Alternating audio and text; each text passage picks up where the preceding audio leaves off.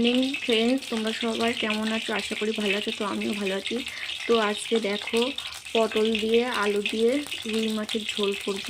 তার জন্য কড়াইতে তেল দিলাম, আলুটাকে সেদ্ধ করে রেখে দিয়েছি। ও মাছ এইভাবে রয়েছে, মাছটাকে ভাজবো। তো কড়াইয়ের তেল গরম হয়ে গেছে, মাছটাকে দেবো। এবার পটলটাকে এভাবে কেটে রেখেছি, লবণ মাখিয়ে পটলটাকেও ভাজবো। তো দেখো, মাছ ভাজা হচ্ছে কড়াইতে।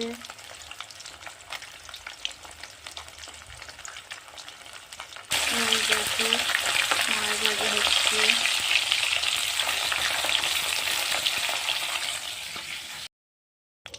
তো এবার পটলগুলোকে ভেজে নেব, কাঁচা পটলগুলোকে ভেজে নেব মাছের ঝোলের জন্য।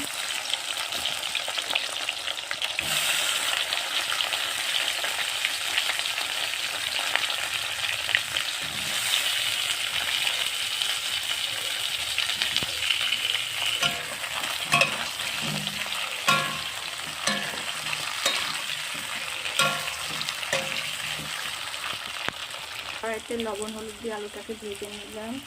এবার মশলাটাকে অ্যাড করছি, বাটা মশলাটাকে অ্যাড করছি। এবার জলটাকে অ্যাড করলাম। তো ফাইনালি আমার মাছের ঝোল কমপ্লিট হয়ে গেছে।